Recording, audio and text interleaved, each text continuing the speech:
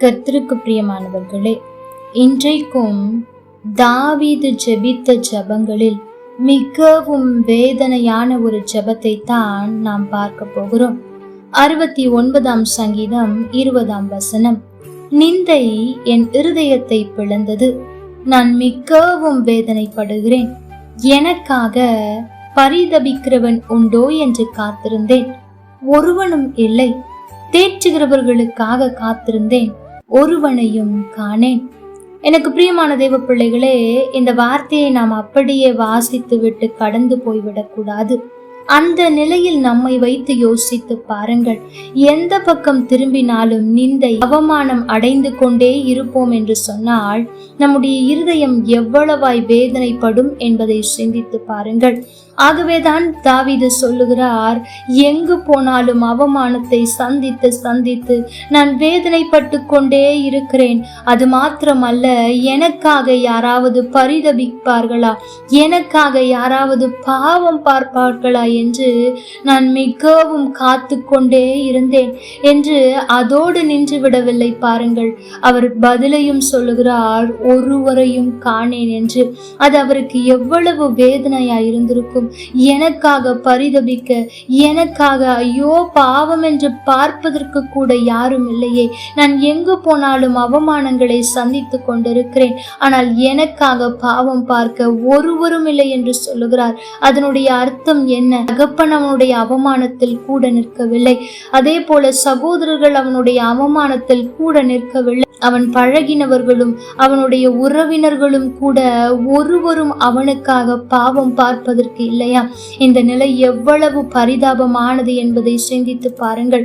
அது மாத்திரமல்ல, தேற்றுகிறவர்களுக்காக காத்திருந்தேன், அதிலும் ஒருவரும் இல்லை என்று சொல்லுகிறார். எனக்கு பிரியமான தேவ பிள்ளைகளே, இந்த சூழ்நிலையில் நம்மை வைத்து பார்த்தால் நம்மால் இந்த வேதனையை தாங்க முடியுமா? எங்கு போனாலும் நாம் அவமானத்தை சந்தித்து கொண்டிருக்கிறோம் என்று வைத்துக் கொள்ளுங்கள்.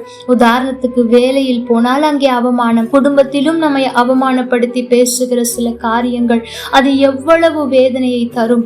அப்படிப்பட்ட நேரத்தில் எனக்காக யாராவது பேச மாட்டார்களா என்று நாம் ஏங்கிக் கொண்டிருக்கிறோம். அப்படிப்பட்ட சூழ்நிலையில் யாரும் இல்லை என்பது எவ்வளவு வேதனையானது பாருங்கள்.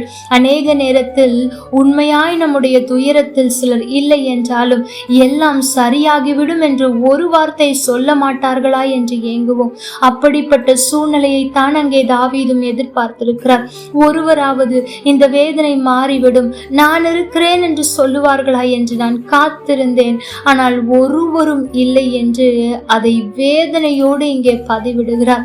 எனக்கு பிரியமான தேவ பிள்ளைகளே, இன்றைக்கு நீங்களும் அப்படிப்பட்ட சூழ்நிலையில் இருக்கலாம். எங்கு பார்த்தாலும் அவமானத்தை சந்தித்து கொண்டிருக்கிறேன், நான் பேசினாலும் அவமானமாய் எண்ணுகிறார்கள், நான் நின்றாலும் நடந்தாலும் ஏன் என்னையே அவமானமாய் பார்க்கிறார்கள் என்று நினைத்து கொண்டிருக்கிற சகோதர சகோதரியே, ஆண்டவர் உன்னை அப்படி பார்க்கவில்லை.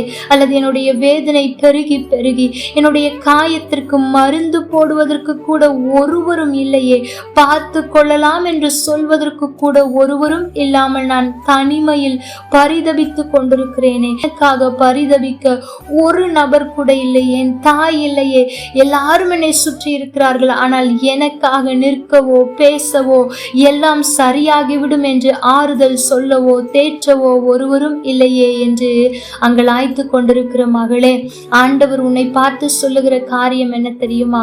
உன் தாய் உன்னை கைவிட்டிருக்கலாம், உன்னுடைய குடும்பத்தினர் உன்னை புரிந்து கொள்ளாமல் இருக்கலாம், உனக்காக பேசுவதற்கு, உனக்காக நிற்பதற்கு ஒரு ஜீவன் கூட இந்த உலகில் இல்லையே, நான் வாழ்ந்து என்ன என்று யோசித்து கொண்டிருக்கிற எனக்கு பிரியமான சகோதர சகோதரியே, உன்னை பார்த்துதான் ஆண்டவர் சொல்லுகிறார், உன் காயங்களை நான் ஆற்றுவேன், உன்னை நான் தேற்றுவேன், உனக்கு நான் துணையாய் நிற்பேன், உனக்காக நானே பரிந்து பேசுவேன் என்று அவர் சொல்லுகிறார். ஆகவே சோர்ந்து போகாதிருங்கள். உலகத்தின் மனுஷர்கள் நமக்காக பரிந்து பேசுவதை பார்க்கிலும் பரம தகப்பன், நீதியுள்ள நியாயாதிபதி, அவர் நமக்காக பரிந்து பேசும்போது நம் சார்பில் நிச்சயம் நாம் ஜெயத்தை பெற்றுக்கொள்ள முடியும். ஆகவே தாவீதை போல புலம்பிக் கொண்டிருக்கிறீர்களோ?